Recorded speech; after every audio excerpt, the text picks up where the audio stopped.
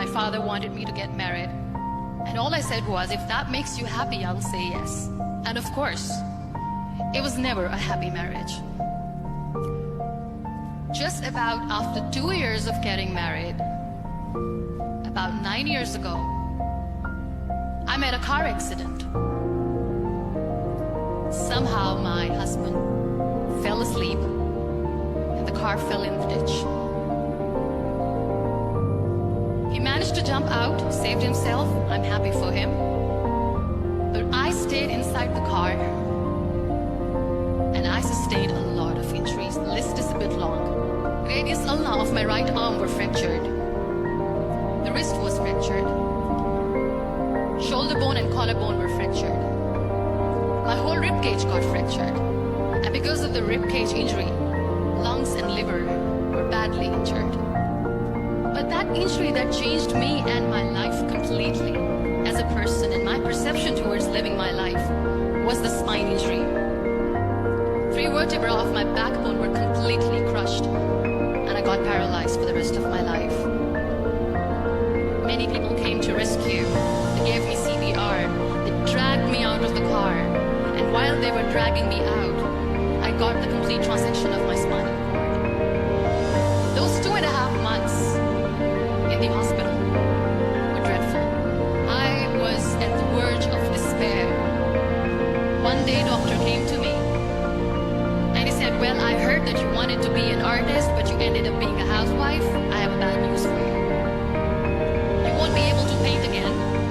Next day, doctor came to me and said, your spine injury is so bad, you won't be able to walk again.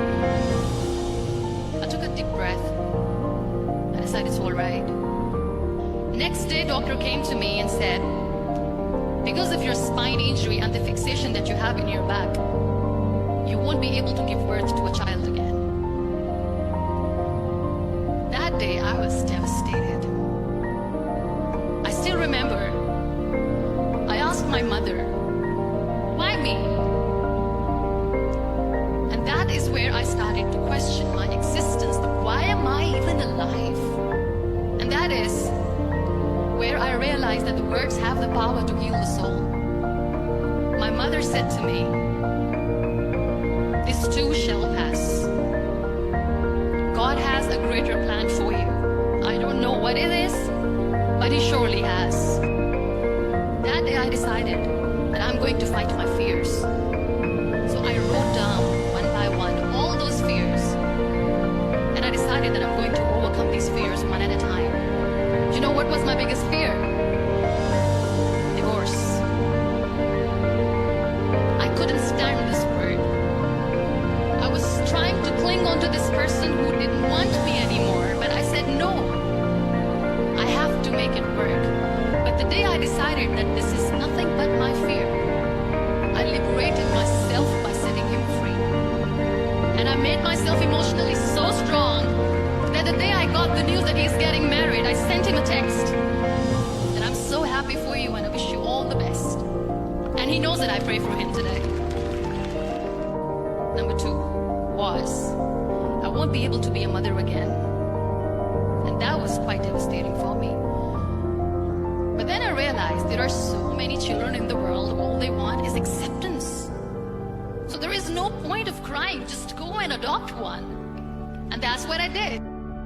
2 years later, I got this call from a very small city in Pakistan. I got a call and they said, are you MUNIBA MAZARI? There is a baby boy and would you like to adopt?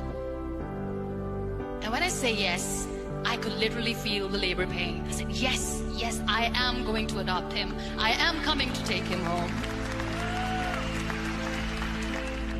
So when you accept yourself the way you are, the world recognizes you. It all starts from within. We have this amazing fantasy about life. This is how things should work.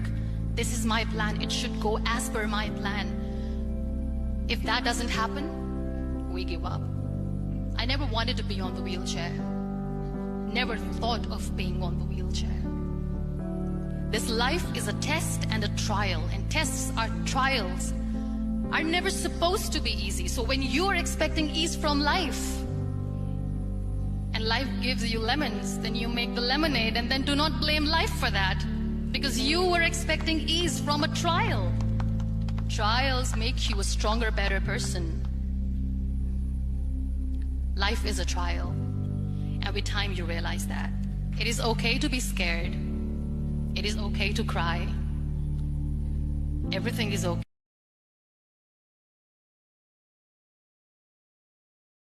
But giving up should not be an option. They always say that failure is not an option. Failure should be an option, because when you fail, you get up, and then you fail, and then you get up, and that keeps you going.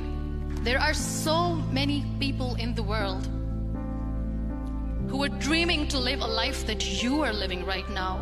You have no idea. Embrace each and every breath that you are taking. Celebrate your life. Live it. Don't die before your death. Live your life fully. Accept yourself the way you are. Be kind to yourself. Real happiness lies in gratitude. So be grateful, be alive, and live every moment.